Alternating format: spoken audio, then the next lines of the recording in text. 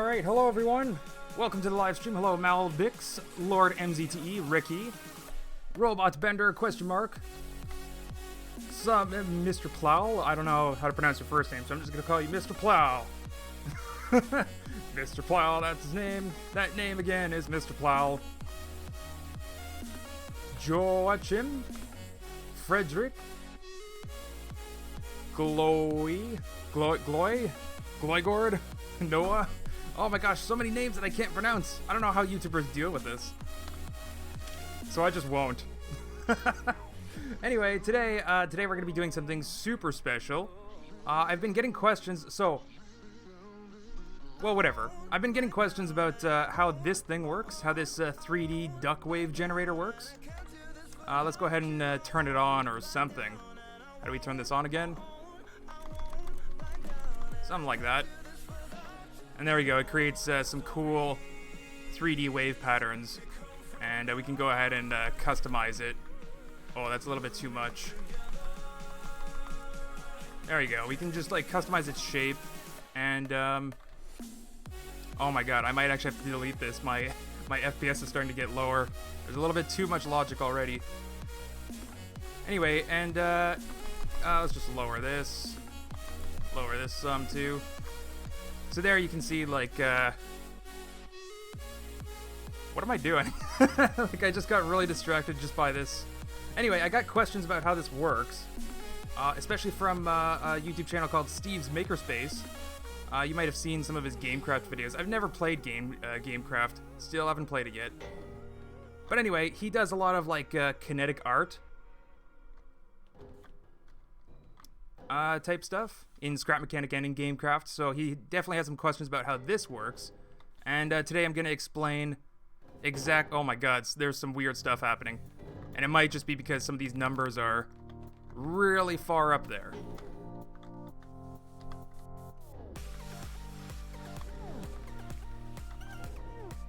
Oh well, I can't fix it. Anyway, so yeah, typical wave generators in Scrap Mechanic, they just use like pistons and simple logic. And the problem with that is that you're always going to get like a triangle wave out of that. And so today I'm going to show you how to get this nice, smooth. So I did point out, I mean, I don't know how many of you in the chat or whatever, like how many of you are in school. I mean, not right now. You shouldn't be watching my live stream if you're in the middle of school. Although that would be a pretty pro move. But no. Like if you have a graphing calculator, or I like to use the website Desmos. I'm gonna put it in the chat actually. I think it's Desmos.com. It's just a free online graphing calculator, so you can plug in, like, you just type in all the functions and stuff. But anyway, the easiest way to make a sine wave is to have one sine generator and a delay. Yeah. So that's exactly what we're doing. Desmos is, okay, for those that are asking why I just typed Desmos in the chat, it's a website that's just, you visited Desmos.com, and it's an online graphing calculator. I always put my notes in my graphing calculator. Yeah. I mean, graphing calculators are a lot of fun. But anyway, so what we're doing here is, I know it's going to look complicated, like, just because there's a lot, but like I said, this is just the same thing over and over again. So let me just explain. We're going to focus on just one column right now, and then we'll go from there. So for the first column, I gotta place some stuff down. One sec. And I also have to connect like a bunch of stuff just so that this thing works. Maybe I shouldn't have started the stream just yet. Oh wait, we don't actually need this. Oh no, wait, yes we do. Okay. Okay, and then this guy down here. I know it just seems like I'm putting random blocks right now, but trust me, I'll explain them very shortly. Oops, not that. There we go. Okay, so picture your graphing calculator or whatever. Or just picture a graph, right? When we looked at the sine wave over there, when I just froze the wave and it was just a perfect standing sine wave, picture that just on your graph. Every duck, every point of the sine wave, it has a different value for an x and y, right? Because it's a graph. The graph has an X and Y. So what we're going to do then, we're basically going to create the X-axis with all of these pluses right here.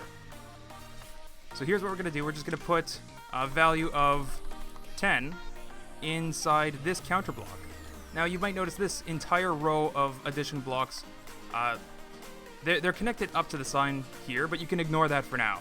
Just picture this is an entire row of plus blocks, and they're all connected horizontally like this to each other. So in the first block, I'm just going to put a value of 10, right? That's just a value of 10, nothing special about it. In the next block here, we have just 10 being transferred all the way down. So all of these are now 10, right? So 10, 0 plus 10 is 10, 0 plus 10 is 10, 0 plus 10 is 10. So we're just going to add 10 to each one of these, and now we have 10, 20, 30, 40, 50, 60, etc. And this is the x-axis that we're defining for our sine function. So we're going to take the sine of 10, the sine of 20, the sine of 30, the sine of 40, the sine of 50, and when we get to the sine of 90, that's going to be a value of 1. So that is so far the x-axis of our graphing calculator, and this is a lot of connections because I think there's like 60 of these. I don't know why I made it so long. You guys might have to bear with staring at me connecting some logic. For the majority of this stream, that's what this is. Probably should have installed some better connection dots or something. But I think, well, maybe I just don't need to do this much, right? Maybe I can just do halfway and that's it. But then it won't be as satisfying. I don't know. What do you guys think? And again, if you have any questions about what I'm doing, like ask at like in the moment, because I don't want to skip ahead and leave some people behind or whatever. So anyway, let me explain then why I put this counter block here, because this allows us to set basically the zoom of our graph on the x-axis. So if we just do this here, like go all the way down to 1, then all of a sudden this becomes 1, 2, 3, 4, 5, 6, 7. And then we're just going, like this is the distance between every point on the horizontal axis. Yeah. So, like again, you didn't have to use a counter block here. Like you could just permanently set up like a hard value for the space in between your graphing calculator segments.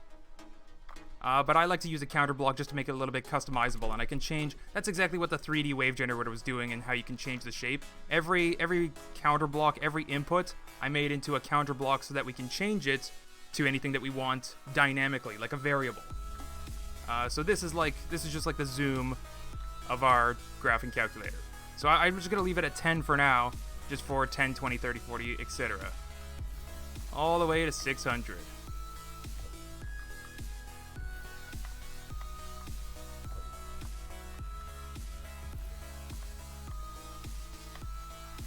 Durf, the problem I am having in building my PC and SM is my PC. It's too slow to play it. Dude, that's not... What? No, I'm talking about if you have questions about the logic that I'm doing. Jeez. Not just like, I'm not... Oh my god. I'm not Scrap Mechanics tech support. Please.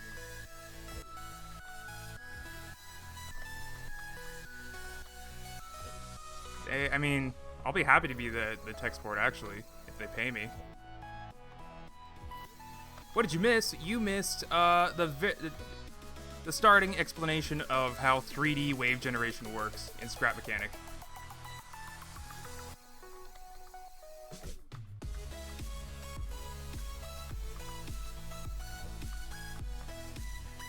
And I know it's a little bit like I would like to have built this with you guys, but like, you know, the same reason why I haven't actually shown the build process of the 3D wave generator on video is just because it takes so long to set all of that up. And I'm kind of hoping, you know, the reason why I was gonna do this on video, this whole tutorial thing, and then like just cut out all of these connection parts, because then I can just skip to the explanations, right? Oh, did I not connect it?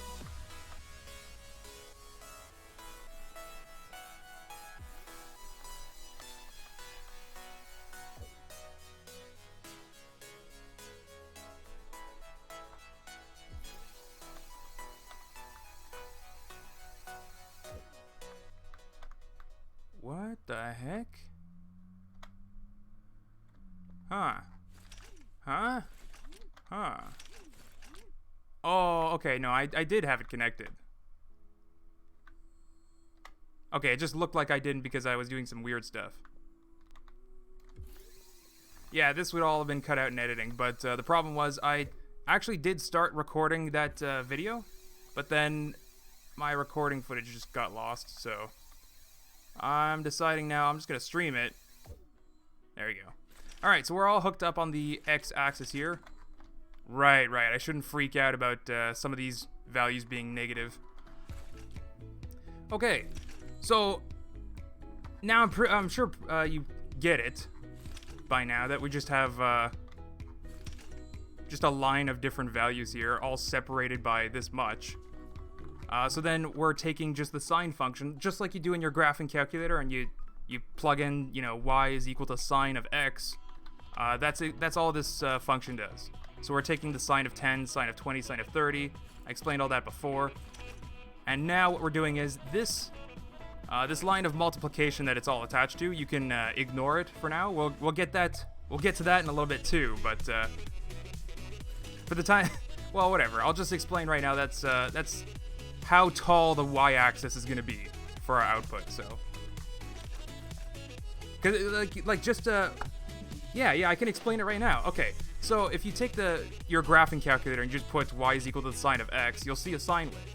But now if you put in y is equal to 2 times the sine of x, then you'll see your sine wave is twice as tall.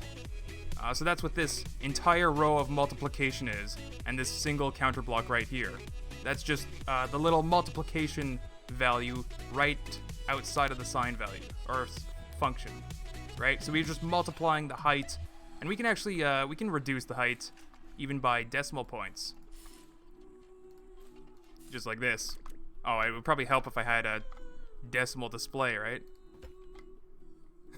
That wasn't upside down.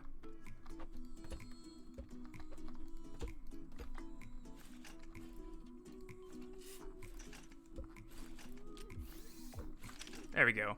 So then we can just do, you know, shrink the entire graph to be only half height, or we can make it twice as tall just by going all the way up to 2.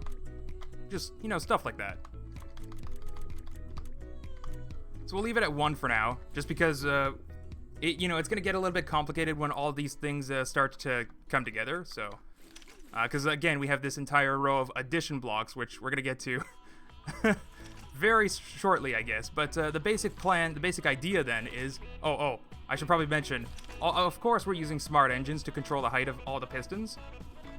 So of course we have to give in a default speed value, because the default is 0, right? So we gotta give each engine just a speed value. I don't even know what I put in here. I just think I made it ridiculously fast, because the faster it is, well, if it's as fast as possible without like glitching out or anything, then that's actually better, because these engines are going to be controlling the very precise distance that the extension height of these pistons. They're controlling it very, very precisely with all this math. So the pistons need to be as fast as possible so that they are not too slow to go to their designated height. Right? Just like I had the 3D wave generator out here, and I was able to change the like the height of the graph and the speed of the pistons. That was all done with like the controls on the side here. So I need this speed value just to be as fast as possible, because like I can slow it down over here just by timesing it by 10% or whatever. So yeah, just make it fast as possible. All the engines are good. And then oh, that's right. All right, we got to set up this thing too. Okay, we'll get to that. There's so many parts to this. I forget it sometimes. But anyway. So one column, we're just taking the sine of 10 so far, multiplying it by 1. And then the output, we're just going to toss it right into that addition block on top, which goes right into the engine. We'll get into the addition blocks later. Yeah, we just gotta attach all these, and we'll begin to see these ducks move.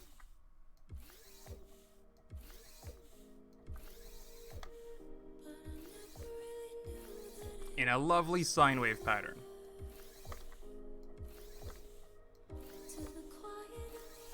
And then you'll notice, again, like when you use your graphing calculator, you'll notice that there is a positive and a negative range for the sine wave function. Like there's a top and a bottom. It goes above and below the horizontal axis. So one thing then that you'll notice with scrap mechanic is that pistons don't go negative distances, right? That's why you see right here, there's the top of the wave, and then boom, underneath the graph, the pistons can't go lower than 0, and then it's going to come back up here. And then I'll show you guys how to deal with that. Because again, like we're essentially building a graphing calculator. We're not building a wavetable like the piston, like the vanilla stuff.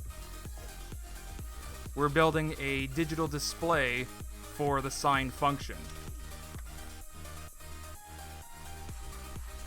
And that's precisely what this row of addition blocks on the top is, right?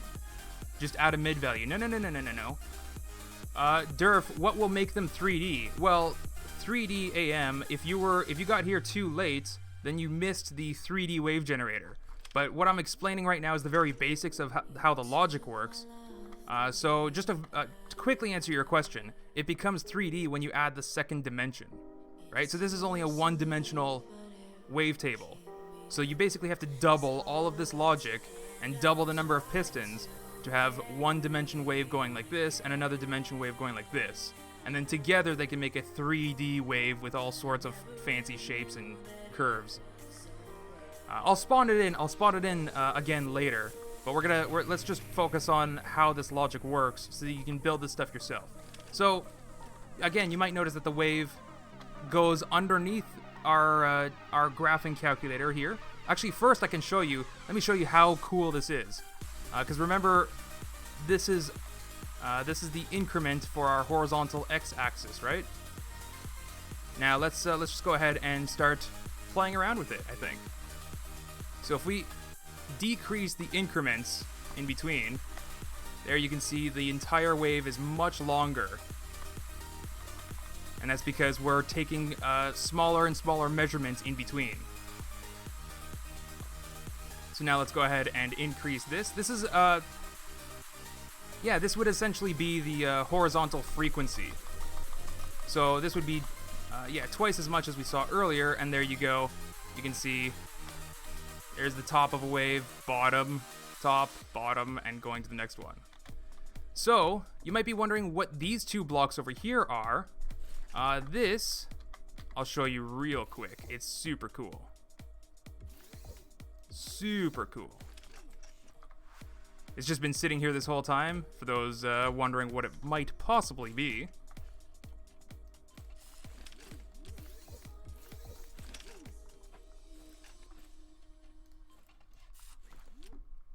Alright, so in here we can just put, any value that we want. And if this is a counter block counting up another counter block by this amount. So this is counting up 8, like just 8 by 8 by 8 by 8, 40 times per second. So it's counting up really fast. Let's just go ahead and reset these. Let's put a handy dandy reset button for both of these. There we go, just for when we need to reset it. Anyway, now what I'm gonna do with this counting up thing, all I'm going to do is I'm going to hook it up directly to the first addition block. So now, let's also bring this back down to 10. Yeah, there we go. So now what I did is, I'm at, again, this is 10, 20, 30, 40, 50, 60, etc., right? But now I can add constantly counting up values to it all the time. So let's say I've changed this to 1, just like that.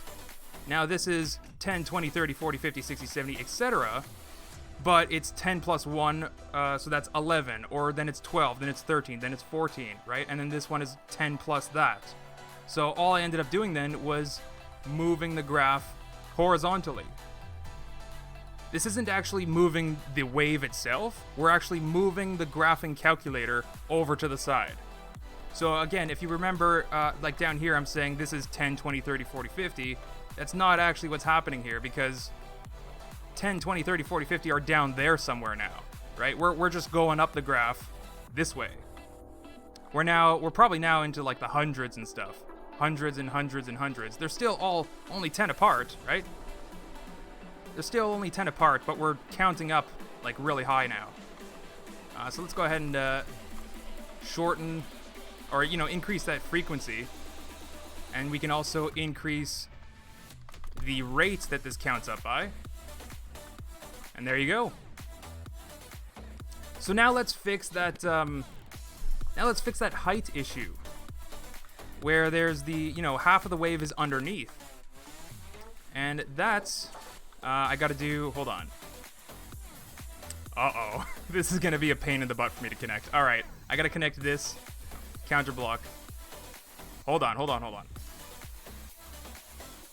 All right, I'm gonna connect it to like just 10 or so over here, because I need to explain something else later on, which I'm gonna end up disconnecting it later. So we're gonna connect it just to the first couple over here.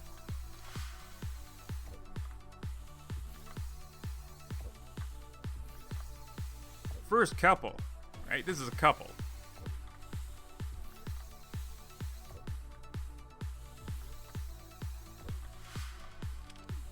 All right, which one? This one.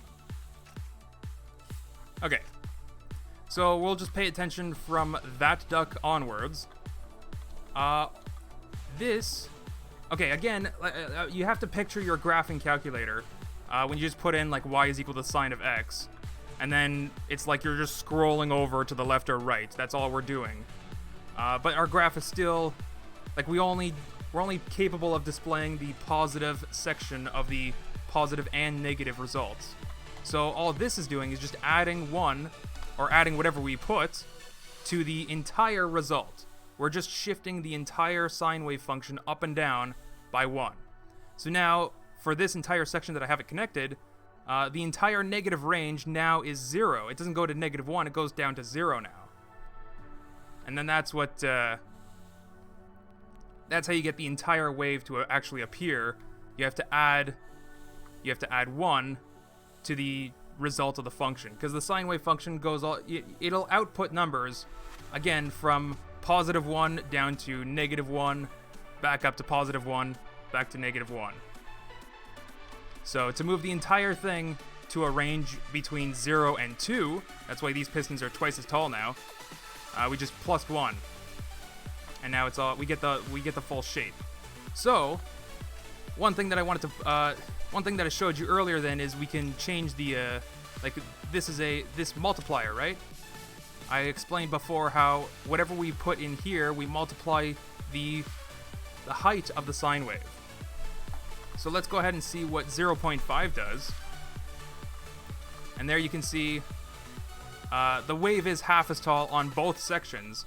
But now we have another problem where when we added 1, before it worked just fine because our original sine function was between -1 and +1.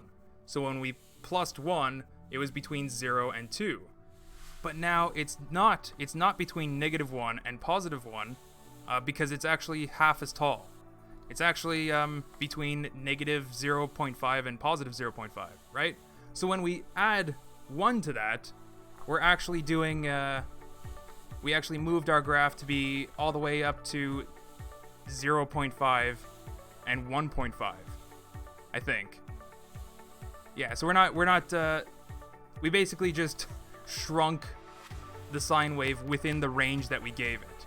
So this is why I wanted to delete this earlier, because this is not what we want for our graph here. We're just gonna delete this. Boop. Boop, boop. Gone, you're gone, you're gone, you're gone. So what we're actually gonna do, what we need, okay, hold on, I might have to slow down a little bit. Durf, this is unrelated, but how do you balance reading the chat and playing SM? I don't. I don't. It's called ignoring the chat. So, anyway, so we're gonna use the example of +1 on our graph, right? We're gonna use just the example of +1. To make it very clear how we're gonna fix this negative range here. So let me just first show you then.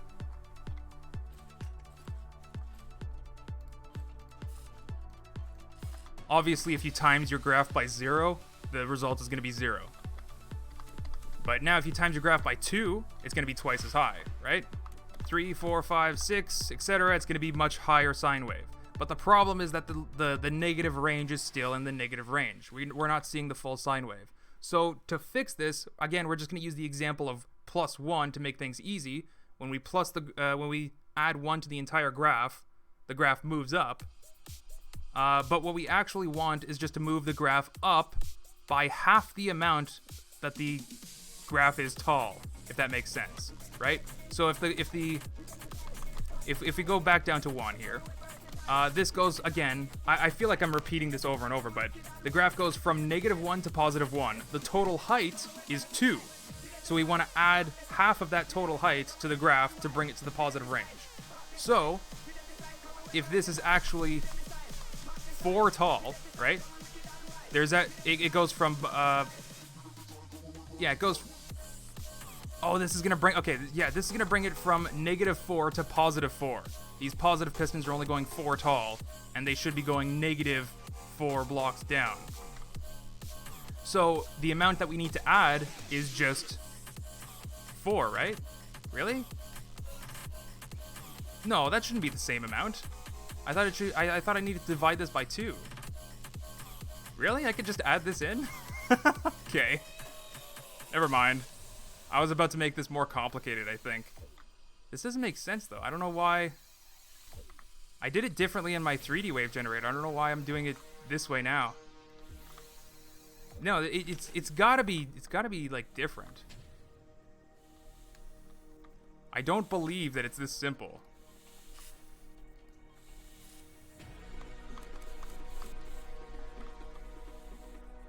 Well, apparently it is. Cool.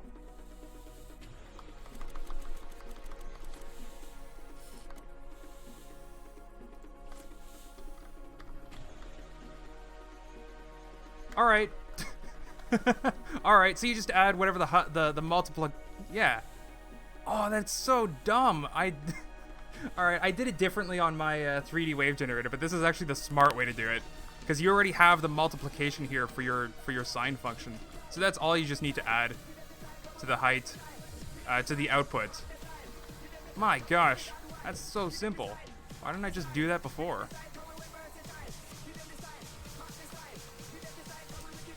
So then you're using the same variable, the number input. You're using the same one for both the vertical stretching of the graph, right? You're stretching it taller upwards and downwards, but then you're also using it for the vertical offset, how much you're just going to push the entire thing up. And luckily, those are the same amount. The exact same amount. I was about to do something really silly.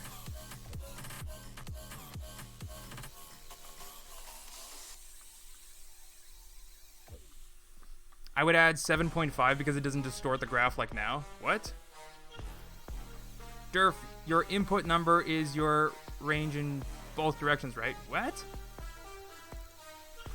So you just add that number to the result and bring it into the visible range. Yeah. Yeah, I was doing something silly. But this is a smart way to connect it.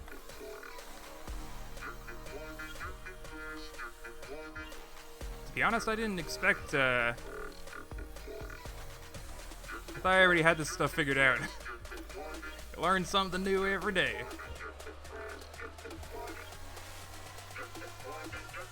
And you might think that this is pretty much it, right? You just do this times 2 and you got your, and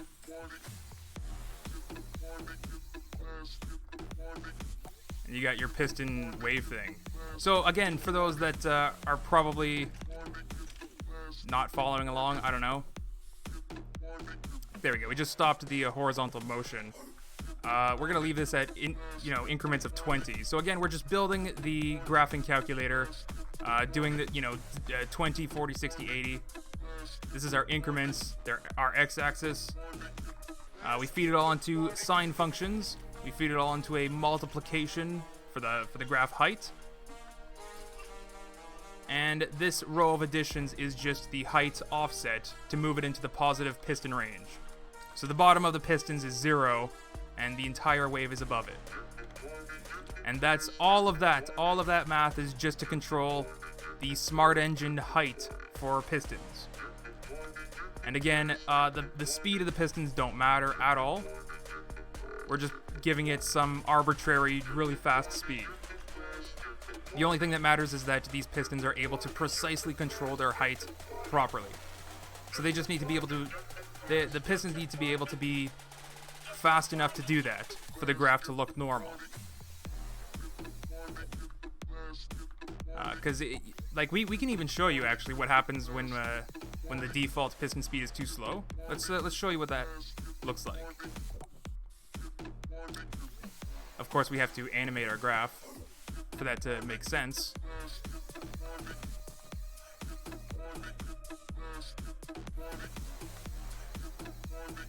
Four more.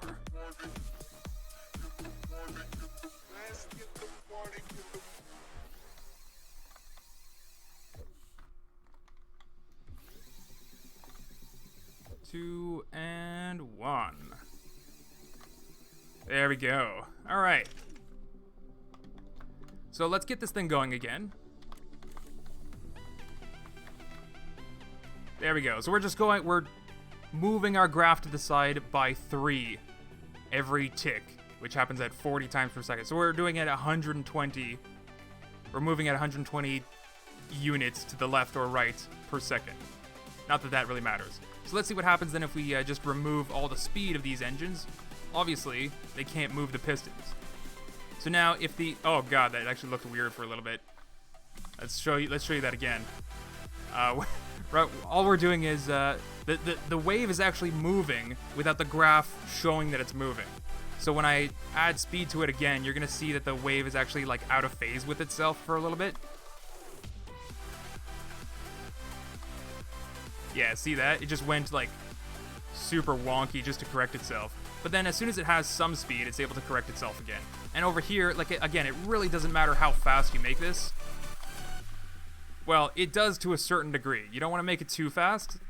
But it, oh gosh. But it just needs like some speed, right? It doesn't matter if you put 10, 20, 30 in here. None of that really matters as long as your graph is capable of moving to the speed that you're telling it to. So I'm going to put 60, 70, 80. Yeah. Getting to 80, it starts to freak out. So 1, 2, 3, 4, 5, 6.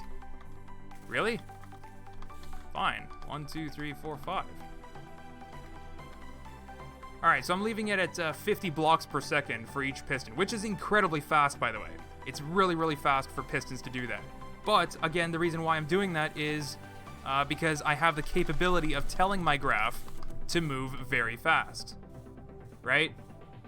So you want to give your pistons the capability to do everything that you're going to tell it to do. And because all of these are adjustable variables, it means it's technically capable of doing a lot more than you think it is.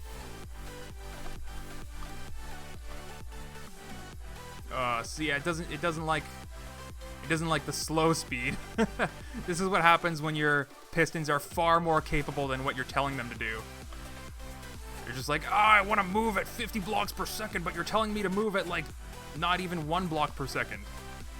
All right. Let's bring it down to 30, I think. But yeah, again, that all depends on like what you want to, what you want out of your wavetable thing. So I think that's pretty much it for one dimension of the 3D wave generator. I think that's pretty much it. Does anybody have any questions so far on what we're doing? Kind of a shame that I don't see Steve's Makerspace in the chat, because this is sort of his question.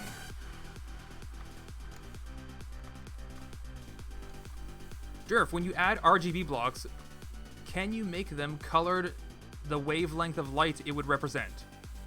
I would.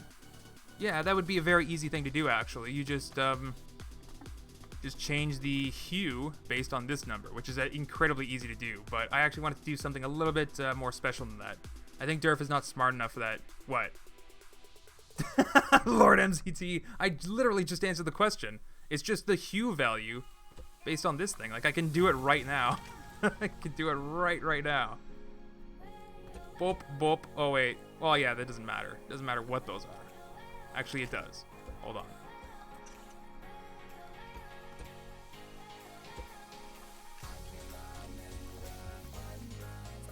So we just do this, this, this, this.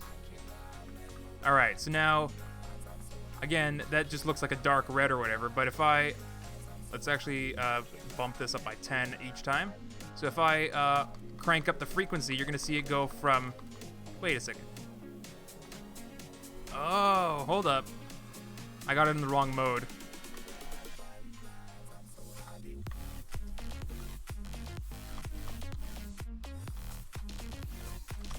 Okay, there we go. So this is exactly what you're asking for, Mr. Plow. It's the color for the frequency, right? So right there's a low frequency wave, right? And it's red. And then we just go ahead and increase it. We got yellow, which is already way too high. We probably just have to add some sort of multiplier then, just to make it not so effective, right? But we just keep on going to higher and higher frequencies until we get to the ultraviolet over here, which again are, it's a little bit too small for our graph to even make sense. Like this is 1, 2, 3, 4, 5, 6, 7, 8. 8 complete, 8 crests and valleys or whatever. 8 full sine waves. Durf, make the speed of the motors 2 times of the graph movement resolution. No, you don't. Chris, the viola player, you don't understand how this works. If you think that that's even possible, you don't understand how this works. Like again, I can change the piston engine speed here, and none of it's gonna matter because all this math is like very strictly telling what these pistons to do. So me changing the speed is not gonna matter at all. Maybe without mods. Ha! Ha! How are you gonna get a sine wave without mods? Alright, so I think that's about it for this. Let's go ahead and spawn in the 3D wave generator again.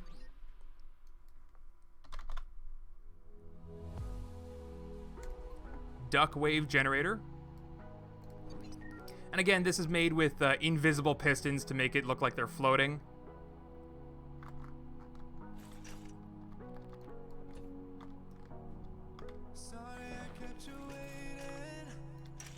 And you can find the duck wave generator on the workshop if you're looking to play around with it. So it's really the same thing. Really the exact same thing. Except I did the setup a little bit differently here. And I also added a little bit extra logic. You can see the less than or greater than. Oh, these are not corn? No, that's...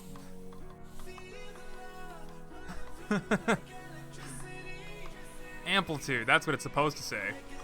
And then horizontal and vertical. Okay, yeah, these letter blocks are just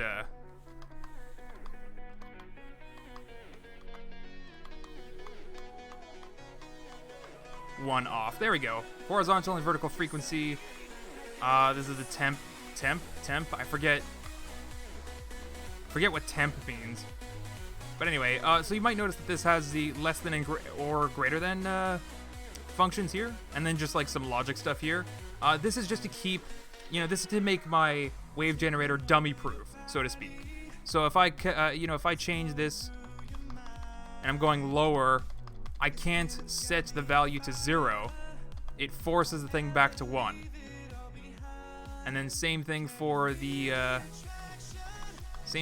other end of the stick. End of the stick? What am I saying? What's stick? If you go up to 16, it just forces you back down to 50. So it just keeps, it just makes it a little bit dummy-proof. Keeps it within the range of, also that's too much of an amplitude for the speed of those pistons. But yeah, just all the, a little bit, I put in a little bit of extra work just to make it a little bit dummy-proof. That's all. And you might notice this has the extra division here. And that was the thing that I made a mistake in this build. I did a smart, this version over here is actually built much smarter, where it just uses this multiplication to push the graph up. I actually did this really dumb thing with the division and stuff. Like I multiplied it by 2 just to divide it by half again. It was kind of silly. So now, one thing that I really want to do, I am going to need to divide things by 2 all of a sudden, but one thing that I really want to show you guys, as a matter of fact, do I build it here? Or do I build it here? I want to build a new version all of a sudden.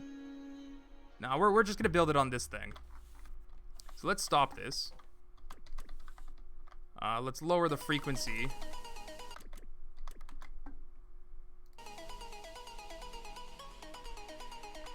Actually, no, we're going to get it going really slowly.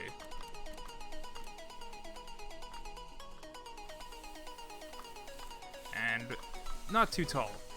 Okay, that's actually perfect. So now one thing that I want to make this thing better with, again, I think we're finished. I think we're just about finished explaining how the wave generator works.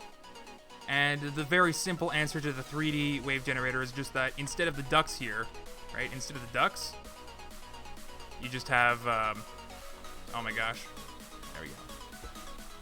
And, oh, no, let's not use an RGB block. Let's just use a regular wood block. So yeah, just instead of the duck there, you just have a, you know, any old thing and a second piston, and then you hook up the second piston to a second set of wave logic. I mean, you can hook it up to the same set that I just did, but if you have an entire second copy of all of this, then you can set these variables differently for the second dimension, right? And that's exactly what this thing over here is. It's 2 copies of the exact same logic and 2 copies of all the variables that I had over there. So again, here we can set the vertical height, horizontal height, and again, it's the same thing as over here when we just set the height over here, except one of them is just horizontal instead of vertical.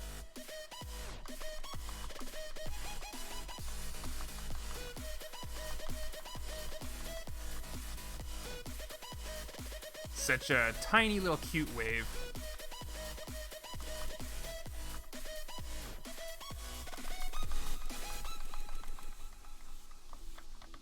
Aw, yeah.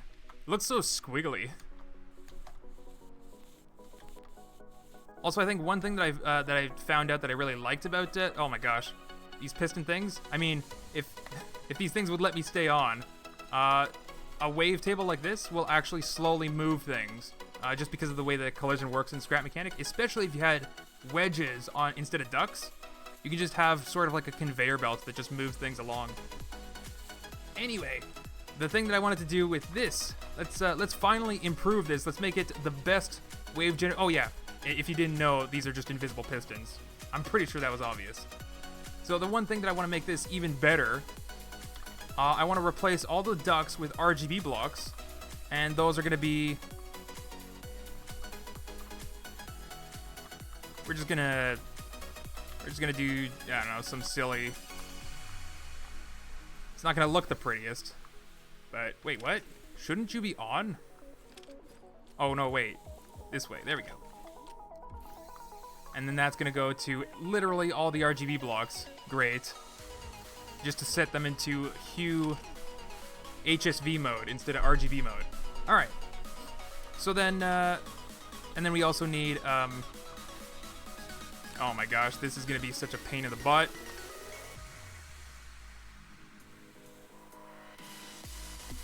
Oh, this is going to be such a pain in the butt.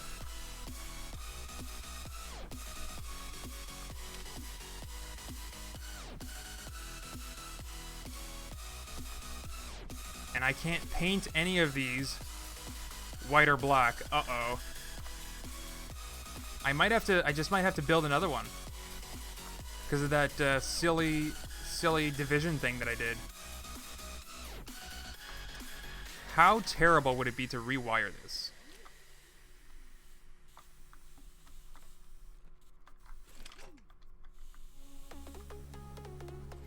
Let's find out.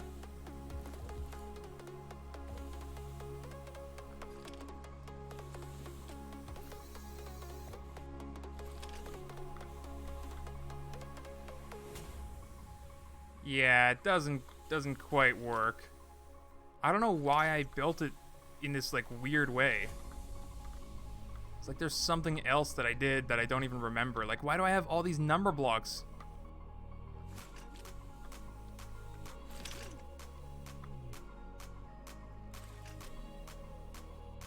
How did I do it smarter over there than I did over here? What? What? Anyway, let's fix this then.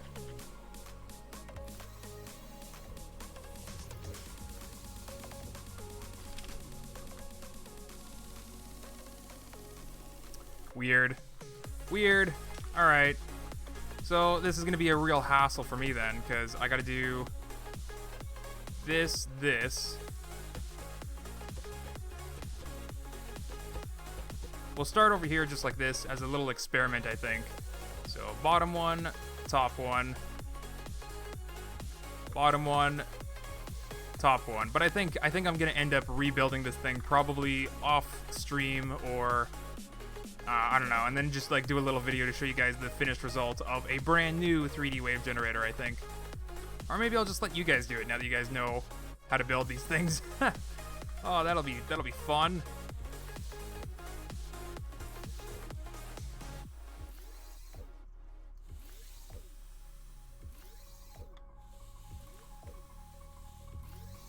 Alright, so here, yeah, you can see it's doing all sorts of things. We're gonna get,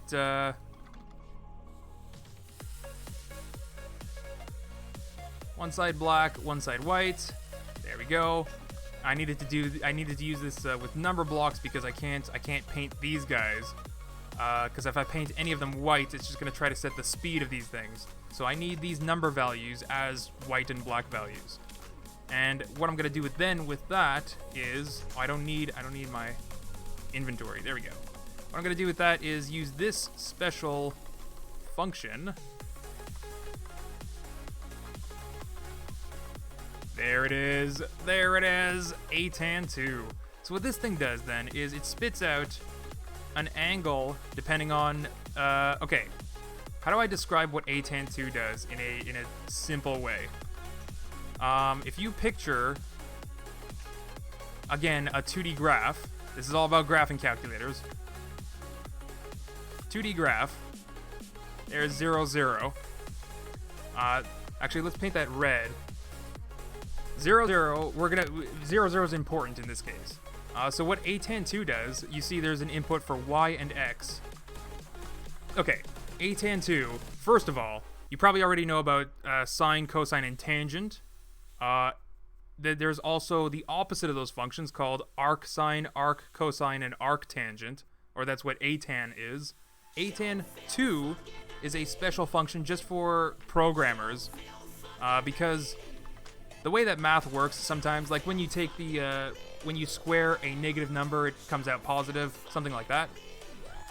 So the reason why there's Atan2 is because the original arctangent function, it just takes a point relative to 0, 0, right?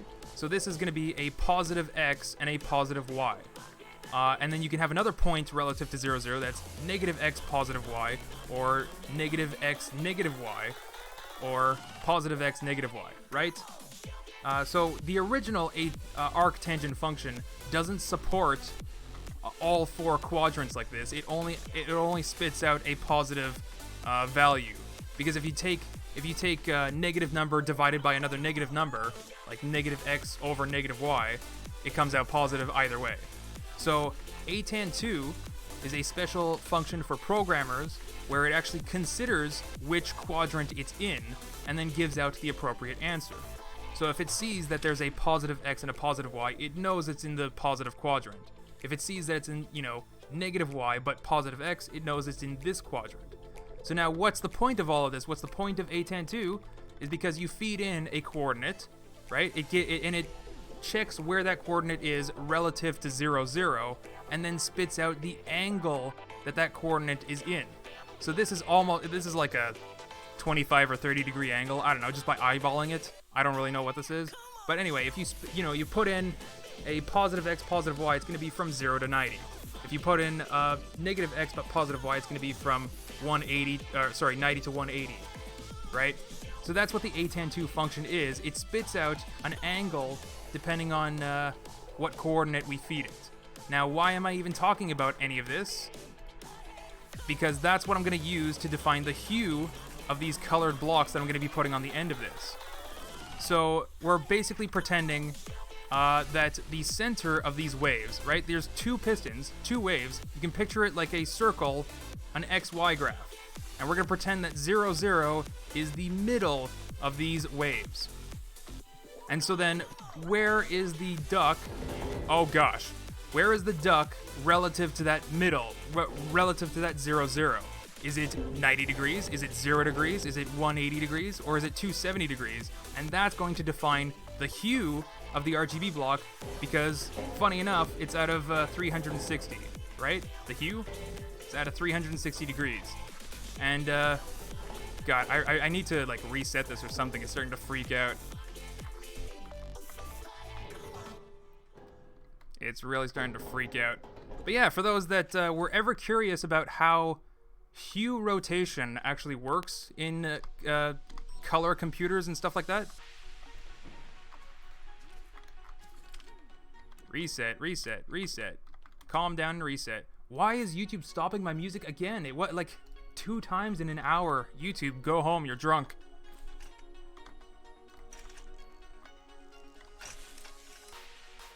Alright.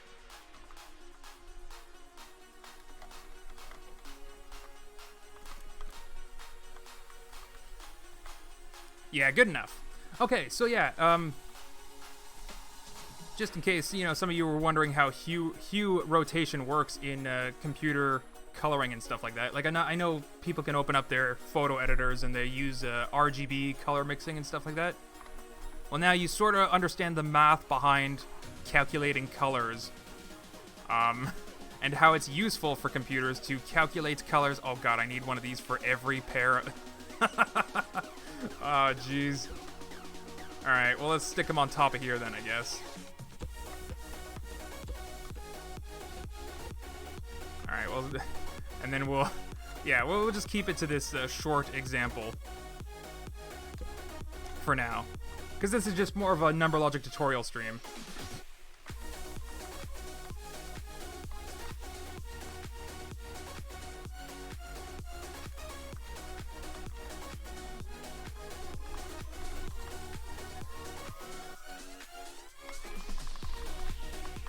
Oh, if you were wondering, like I was talking about the arc tangent, arc sine and arc cosine, you might see this, sine to the power of -1.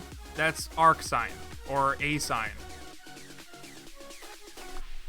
Tan to the -1, that's arc tangent, or a tan. So atan2 is just another version of this function.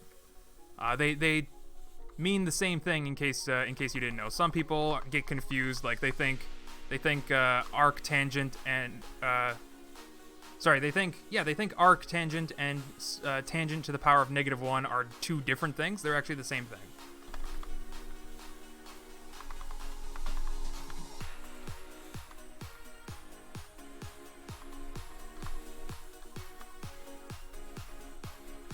So let's feed in black and white, black, white, black, white. Normally, when you're using this type of setup to define hue rotation, it will usually matter which one's which, like which one's black and which one's white. But this is just a wave generator that's sort of very arbitrary and like relative. Like, so it doesn't, you know, it's not going to matter if the top is, oh my god. It's not going to matter if the top of my wave is red or if it's, what's the opposite of red? Green.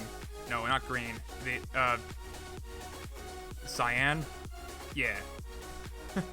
The color wheel. It doesn't matter. Like, me painting this side black or me painting this side white, all it does is just, you know, flip the color wheel upside down. So it doesn't make any difference in this build. But typically, it might in yours. Now, what we want to do is, this is just straight up hue. So let's do a little test right here. Boop, boop. Oh, those are not color blocks. Boop, boop, boop, boop. Boop, boop. And we gotta do this. And this. This logic that's just gonna be permanently on. It's just gonna make sure that our color blocks are in hue selection mode, HSV mode, not RGB. Okay, now, because they're in HSV mode, the first input's gonna be hue, second input's gonna be something, third input's gonna be value. Saturation. So I just need to make sure hue and saturation are 1 each, and we're good to go. Don't need to adjust those anymore. And now literally everything that we add, these are all gonna be individually hue for their respective position. And then these just carry a value of 1. You can go ahead and attach them to everything. My poor FPS. Derp, derp, derp, derp, derp, derp, derp, derp, derp, derp, derp, derp, derp, derp, derp.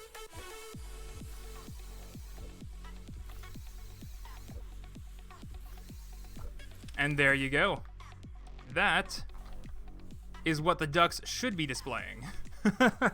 Except now I need to, remove all the ducks, and actually it's not even a big deal, to be honest. I can just stop.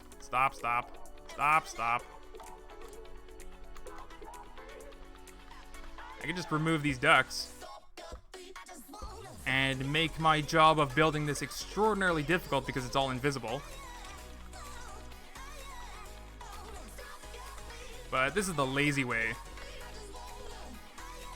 The non-lazy way would have been to build these out here first instead of in there. But whatever. I can just do this for the sake of the example, so you can get an idea of how it might look on the outside. Jeez, you can barely tell too. Like it's from a light orange to a red. Oh, but it is. What, was it just like that by chance? Because it looks like it's continuing the rainbow in ducks. Which, by the way, for those that are wondering, the mod pack beta is probably going to have an RGB duck at some point. An RGB little duck that you can just change the color of the duck with some logic. Anyway, let's start this up again. Because again, the hue only depends on the position that the block is relative to the 0, 0 of the wave.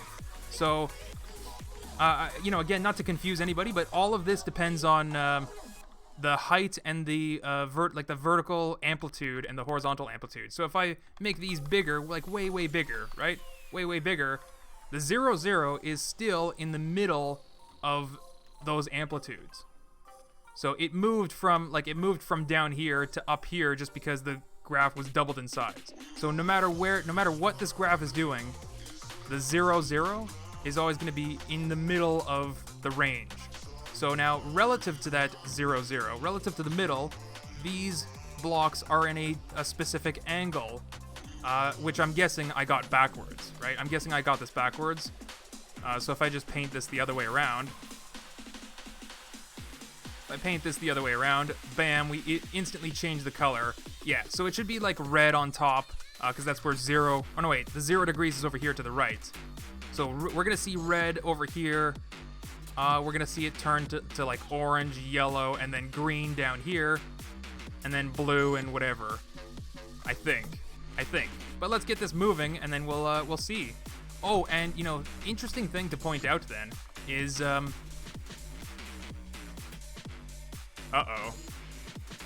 bottom one is not really. Oh, that's right. Okay. Yeah. So all I did right now was you can see the graph is only moving in one direction, right? So this isn't actually going to rotate throughout all of the hues because again, it's all relative to the 0, 0.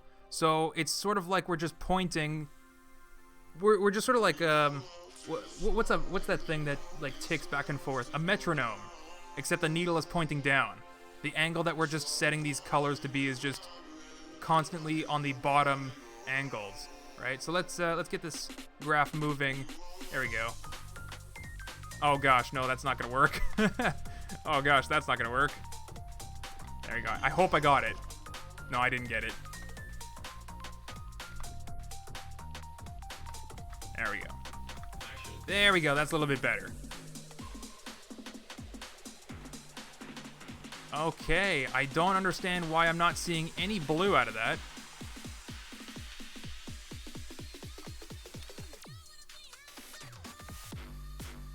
Oh!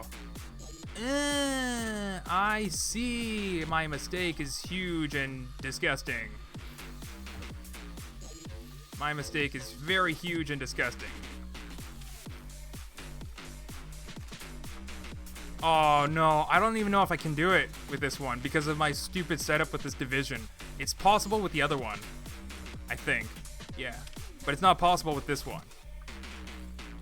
Shoot, I'm gonna try with these.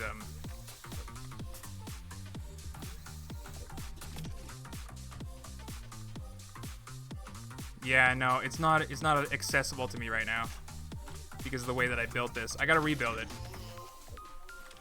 So the reason why, for those that are actually following all this logic, the reason why this is not working for me is because the same reason why, like, when we had to move all these pistons up to the positive range, because pistons can't go negative. And then just like I explained how relative to 0, 0, the coordinate has to be positive or negative, and it has to account for that. Basically, none of these numbers are going to be negative. And that's why we're not seeing any other colors other than between red and yellowish green.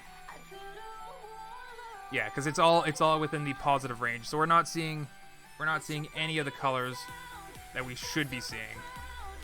And that's because I really need to attach before I move everything to the positive range, which I think is back here. Problem is I don't know which one's which.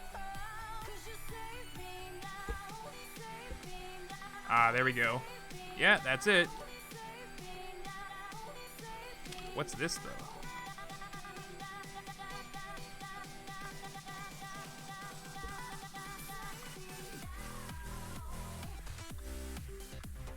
This is a white number block. I forget what any of this is, to be honest. So let's take a sneak peek by connecting that to the bottom one. And this one, oh my gosh, here we go. This one to the top. You can delete these. Ah, they're just the addition blocks. Okay. Okay, that's fine. So, this sine wave is what I want to actually be connecting. Top one to the white, bottom one to the black. There's the full range of colors. There it is. That's what I'm looking for out of each of these blocks. Of course, just the first one, right? We're not paying attention to the other 5 or whatever. It's just the first one here. And you can see, again, imagine a color wheel. Red's on top, green is this bottom corner, blue is this bottom corner. You got RGB. Your entire color wheel is showing just depending on the position relative to the middle of this wave. Hello, Dr. Dinkle. Glad you can make it. Hello, Mr. Turtle. Durf, that will be the best item in Scrap Mechanic. What, the RGB duck? Oh, hey, Nick. Yeah, I have a bunch of ducks planned. Well, for each of my Patreon supporters, I'm gonna be making them their own personal duck. Because, you know the, you've seen this guy, right? He's in the mod pack beta. There's also the, where is he? There's the bow tie duck, fancy duck. And there's also this guy, he's super new. There's that custom little duckies in the mod pack beta. They've been there forever. And then this is the 2x2 version. This duck statue is actually from the game Raft. So this is an item that I just ripped out of the game Raft. Stuck it in the mod pack beta. Yeah. Just like this game has the Raft Shark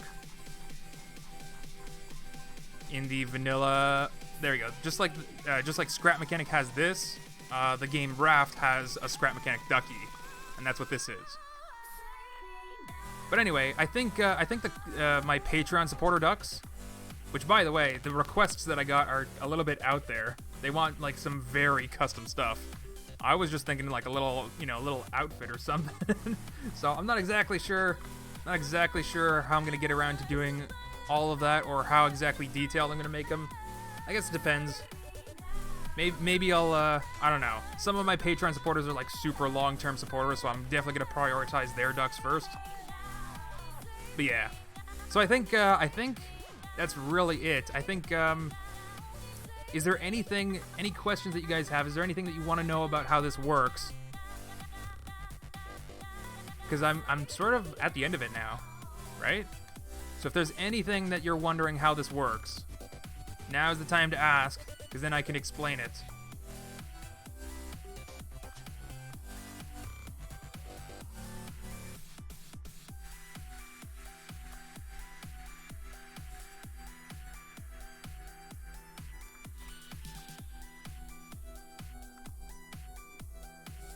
Am lost how it works.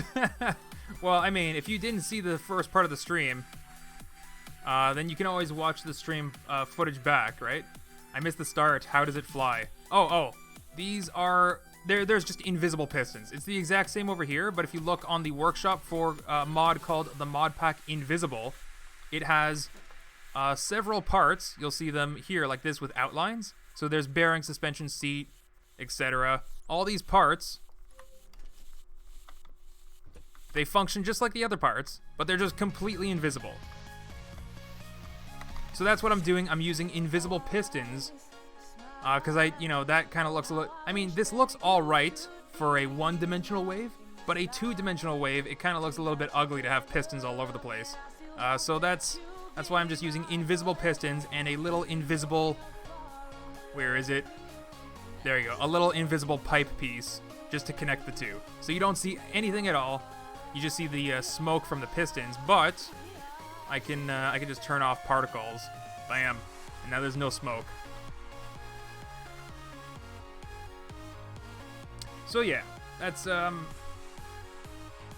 I have a suggestion for the mod pack. Cool, why don't you submit it into Discord?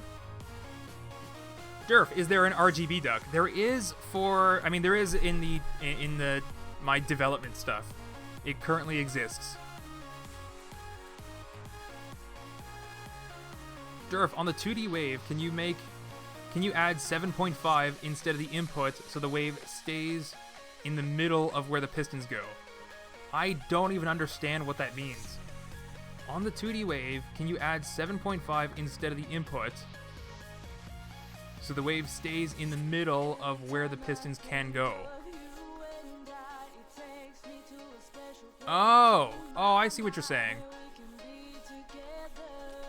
And you expect me to redo all of these 60 connections for that? Nope. Nope.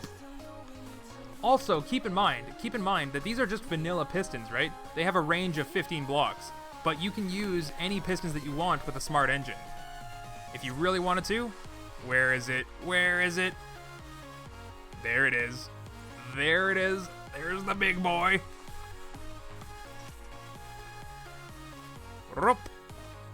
There we go.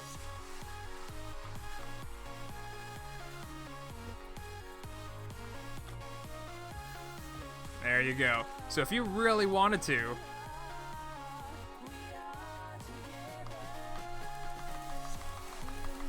you can add this way above. And I think the problem is that my pistons aren't fast enough.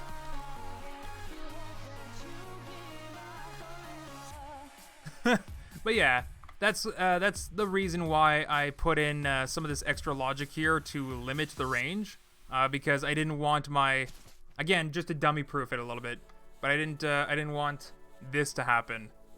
Again, same problem that we had before, where the range is like the pistons can't go in the negative range. Pistons also can't go above the range that they can physically go. So if you want that, use a longer piston. But then you're going to run into the speed of the piston issue where the higher you set the speed, the more glitchy your pistons are gonna get. Durf, did you upload the 2D wave? Yes, the original of this is called Duck Wave Generator. You can just search it on the workshop, Duck Wave Generator. I don't know why I repeated that so many times. But yeah, I'm probably gonna end up rebuilding it based on this stuff here. My gosh, that's so fast. Let's slow that down a little bit.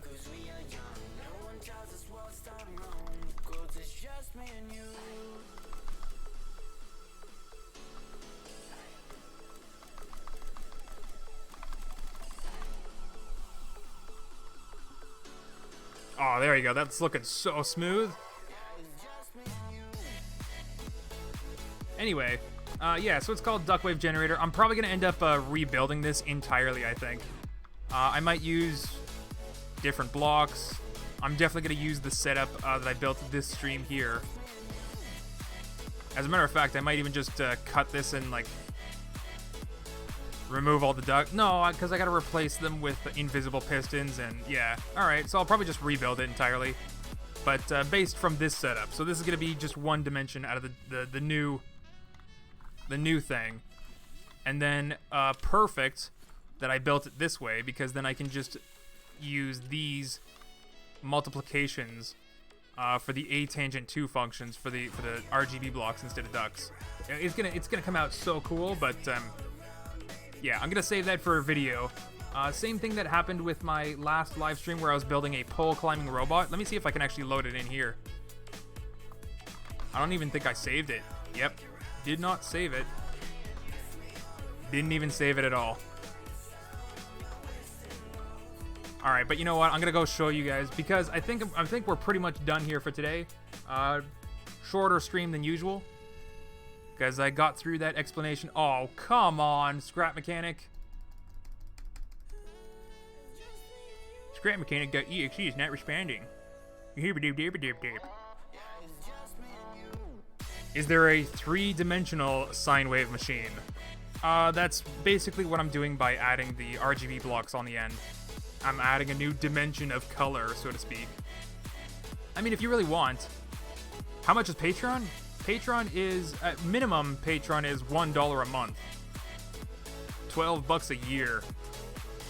But yeah, I think, you know, the conversation comes up every now and then because people, like, appreciate the mods and stuff that I do. But then again, a lot of people, you know, they like the game Scrap Mechanic, but a lot of people pirate the game because they don't want to pay for it, right? So why would they support a mod maker for the game too? Or a YouTuber, or for, you know, whatever of the many reasons that you choose to support me.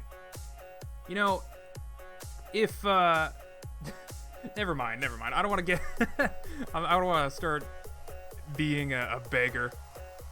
Pole climbing stream.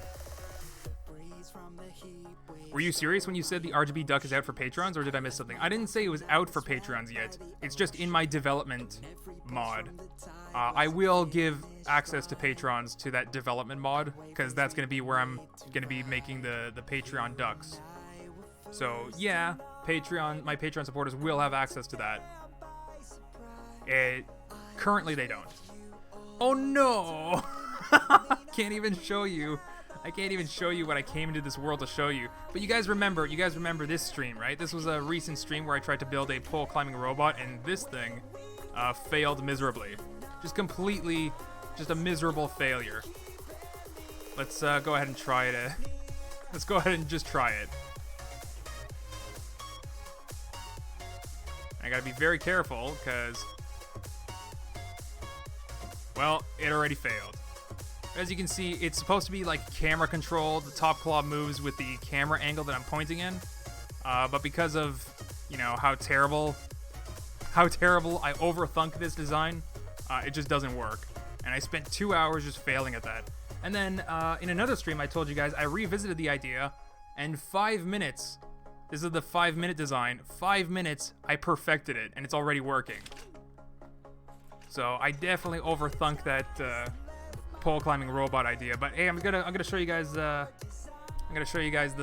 success of this real quick, exclusive to you guys, the live stream audience. because this is going to be like a short video, I think, at some point, where I just show you guys the success of my 5-minute design and explain the logic behind it, because it's really simple. Really simple stuff. Only one smart engine, only one orient block, that's it. Again, very simple stuff.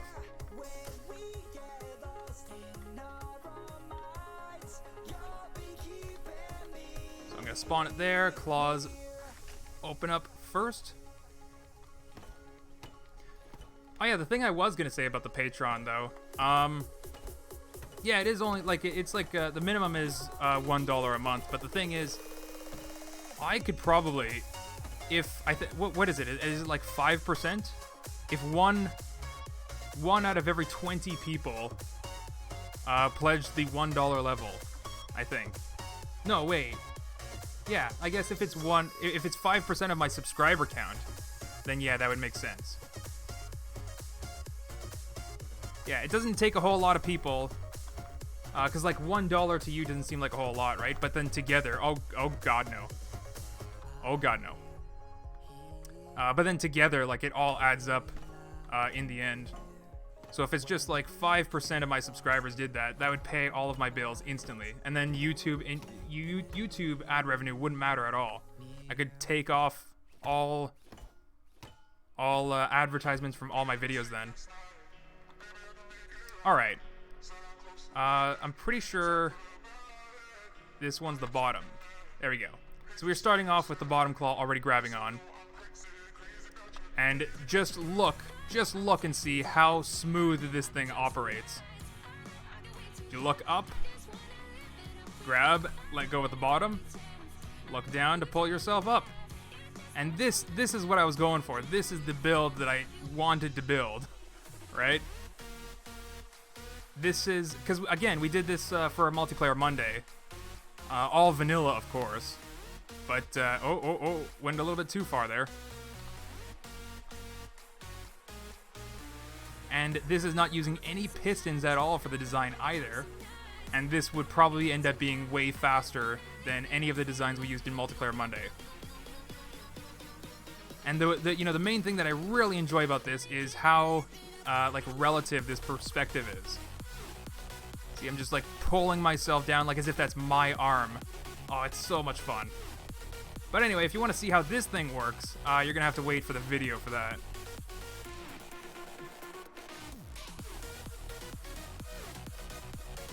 Make it so it automatically locks when you look in the opposite direction. Oh no, I let go. I let go of the wrong one. Let's zoom out again. I want to get a very precise grab on the top there. Oh. My top claw is barely grabbing on. Barely gripped. And there we go. That's that. So let's go down.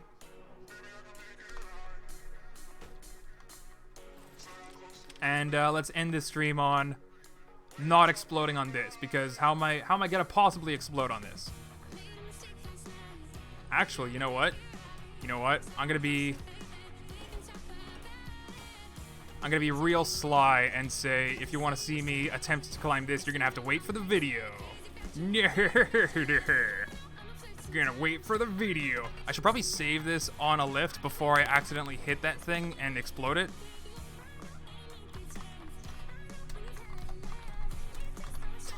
Just in case.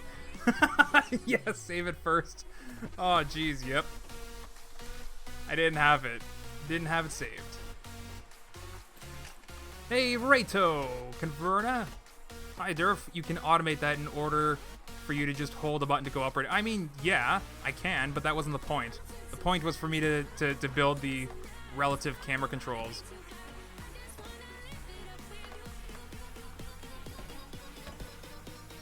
All right, we are there, and unfortunately this, okay, there we go. Let's see if this works. Oh my god, it barely, it barely grips the, because these things are a little bit of a different shape, right?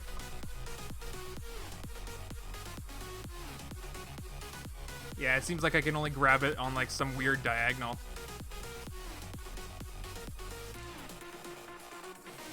Ah, yeah, my claw didn't grab it properly. Yeah, it's having grip issues.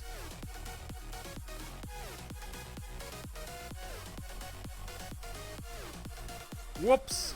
Slipped out of my grip.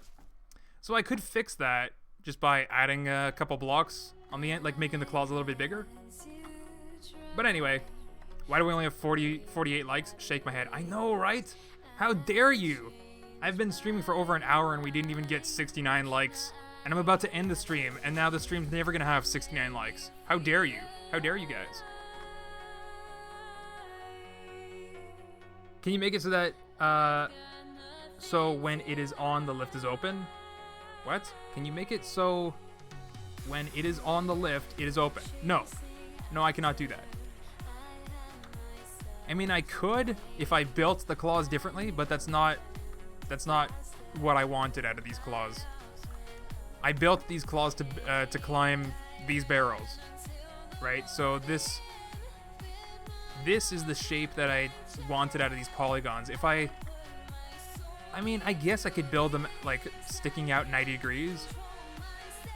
Yeah, I could. I just have to do the start, like I have to build them differently then. Yeah, but the way that I did it, I'm using controllers to affect the default position, like that.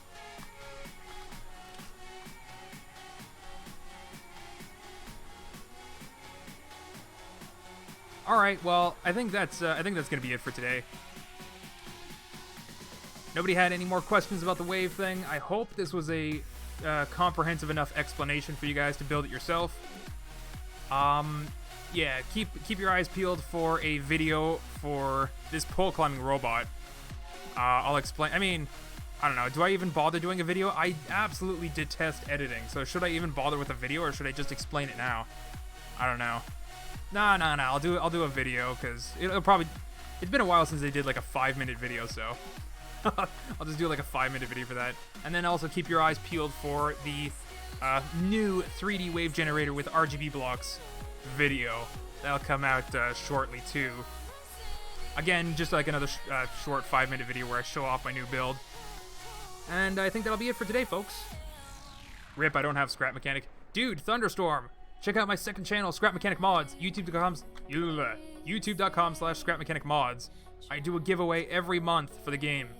You have a chance to win the game for free just by being a part of that channel. So go check it out. How can you get secant with logic? Secant. It's been a while since I heard that. Gotta see what the heck it is.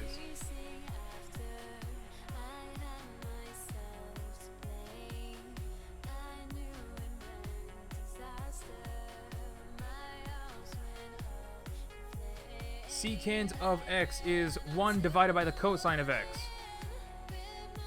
Right. And then cosecant is the 1 divided by the sine of x.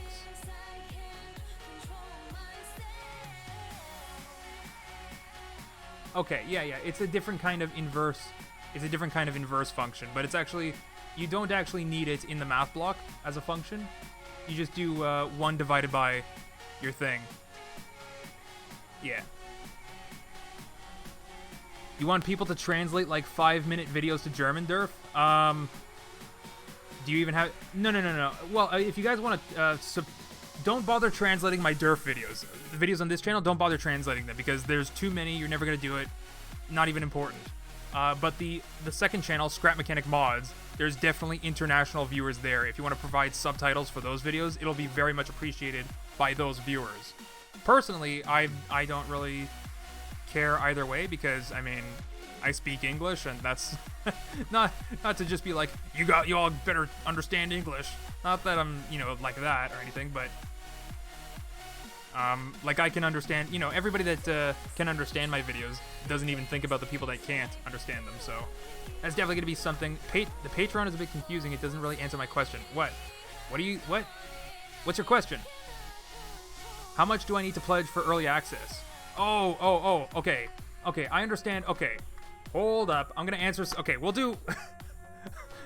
Well, Durf Q&A session then for the end of the stream. All right, Durf Q&A session for the end of the stream. So, Patreon.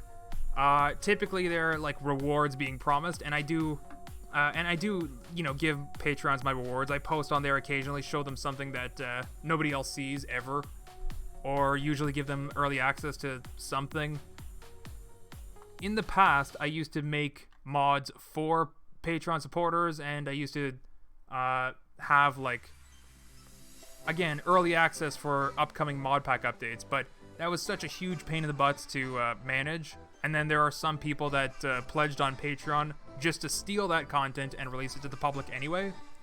And that, you know, there's a whole lot of hassle with Patreon. So as it is right now, my Patreon page says that I cannot promise anything for any level.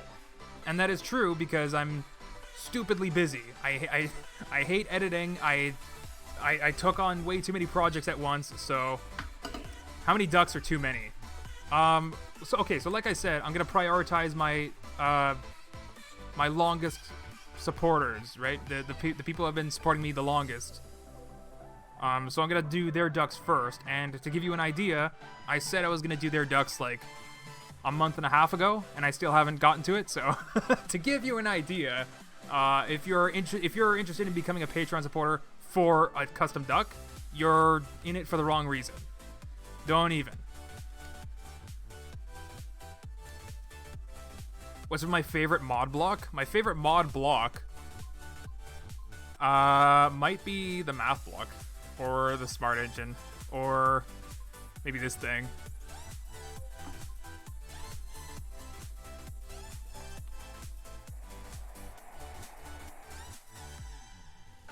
Yeah, just flying around is usually fun, so I like the anti-gravity module thing. It's a lot of fun.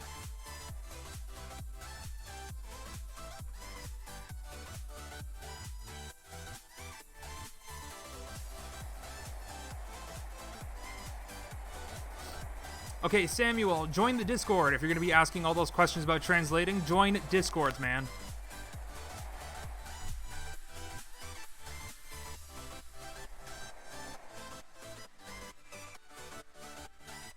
Oh yeah, what was I talking about? Oh yeah, promising people for like the Patreon rewards on Discord. So yeah, I understand, like, even though I'm not promising, or I'm specifically promising nothing, I still do give some sneak peeks. And to give you an idea of, I guess, Lord MZTE, you're currently a Patreon supporter, and when you're going to get access to this RGB duck, or when I'm going to start the Patreon supporter ducks, it'll probably be hopefully by the end of the year. Before the end of the year, hopefully. Yeah, so you'll get access to that stuff sooner. And while I'm working on all the Patreon supporter ducks, I'm going to be asking for feedback if you like the duck the way that it is and stuff like that before putting them in a public mod pack beta, probably. And one thing that I actually really want to point out is that if you want to support the mod pack team or mod making in general for Scrap Mechanic or the Scrap Mechanic mods channel, you're actually not. I thought you were Lord MZB. Huh. Could have sworn you were a Patreon. Anyway, if you wanted to support Scrap Mechanic mods, we're just gonna pretend Scrap Mechanic mods is like its own brand type of thing, and that's like a subset of all the projects that I do. So if you want to support just Scrap Mechanic mods, if you want to support video production, actually, you can become a member on that channel. That's gonna go directly to video production. So, mod tutorials and all sorts of those videos. But if you want to support the mod pack team directly, I'm going to be creating a new Patreon just for Scrap Mechanic mods, and I will be notifying my current Patreon supporters if they want to focus their support on just Scrap Mechanic mods, then they can switch over to that page, and that page will have designated rewards for supporters. Yeah, it's just that the Durf Patreon page is like sort of a generalized thing. You support whatever I do, no matter what it is. And if that's more your thing, if you like whatever I do, no matter what it is, and you want to support me, then that's the page to do it. But I think we're going to get a designated page just for Scrap Mechanic mods, which again is going to help fund the hours that I need to spend developing the Scrap Mechanic mods website into what it needs to be. And that support will go directly to all the members of the mod pack team. So yeah, we'll get to that. We'll get to that point soon enough. But anyway, is there any other questions? Because I think we're just flying around doing nothing now. Durf, can you give the dwarf mass? Nope. Is it possible to make the mountable weapons into ones that you can hold? Yes, it is, and that is something that the Scrap Mechanic mods team is working on behind the scenes a little bit. So if you've seen Brent Batch, I don't know if he has shown some previews of it already. I mean, I can definitely post some of those previews on my Patreon page to show my supporters. But Brent Batch has been making some custom handheld tools. Like he definitely has video footage of like a custom flamethrower that he made. Right, we made mountable flamethrowers in Modpack Beta, but he's already working on a handheld flamethrower. And again, those are like a little bit far into the future for mod making. But that's why we're going to be setting up a Patreon support specifically for Scrap Mechanic mods. Scrap Mods website? Whoa. Okay, hold on. I'm gonna put a few URLs in the chat right now. So Matt, thank you Matt for putting the first URL in the chat. But there's actually a beta website. scrapmechanicmods.com. Okay, that. Hopefully I typed it out correctly. There we go, I did. Alright, so that URL that I put in the chat is a more developed version of what the Scrap Mechanic mods website should be. And it's kind of like the end goal is to be a better workshop. But even this beta website's nothing close to that right now. All it is just like sort of a download database. People can upload their mods, put them in different categories. I'm eventually going to do like ratings and comments, and it's going to be eventually a better workshop. And then if you want to see a test for a new visual style that I was testing around with, there's yet another URL, and that is a URL to, you know, again, just test a new visual style for that. How do I describe it? The beta URL that I put in the live chat, that is a test of the database, like the backend system. And then the test.scrapmechanicmods.com/test, that is a visual style test. There's nothing in the backend, it's just visual. Just to see, you know, what the new look might look like. So yeah, the main page is actually nothing. But anyway, yeah, I think I'm just gonna leave it here, folks. Well, you know, if you're really interested in the Scrap Mechanic mod stuff and the future plans and stuff, make sure you join the channel and the Discord for Scrap Mechanic mods, right? The Durf channel and stuff is just more of a general me stuff, and it includes whatever I do. So if you want the mod focus, join the designated mod stuff. All right, but I think this was kind of like this stream was a lot easier than I thought it was gonna be. Maybe just link to mod channel. Yeah. Okay, we'll toss that in there in the chat before I end the stream. It's just youtube.com/scrapmechanicmods. All one word. Trust me, you'll find it. It's the blue bearing. You will find it, no problem. And on there, you'll find, you know, mod promotional videos like character mods, like the skeleton character mod that you won't find on the Steam Workshop. So again, that's the whole point of me making the website into a better workshop, so that we can actually have downloads for all kinds of mods, like the customizations, the character mods, the night mod. I gotta update the Apocalypse mod and the Winter mod. I think the Winter mod should be working for 0.3. I don't know. It's about that season that I should check if it's still working or not. Do you have any other channels? Again, you gotta join my Discord, man. Everybody that's asking all these questions, join my Discord. I'm in my Discord like 24/7 if I'm not streaming or sleeping.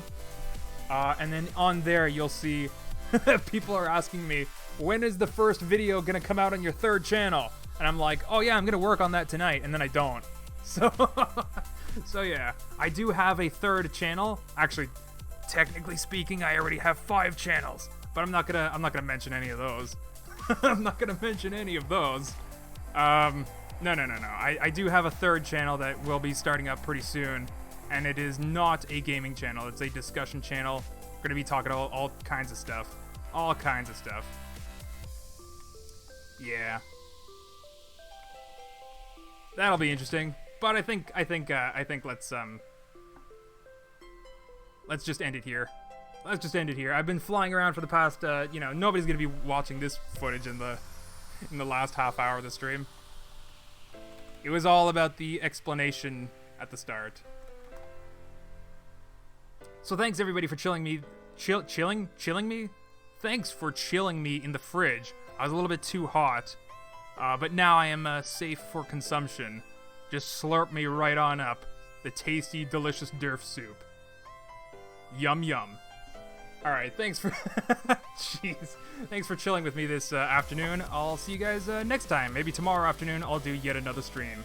All to procrastinate this video editing. I don't want to video edit. I'm just going to stream every day. Goodbye, everybody!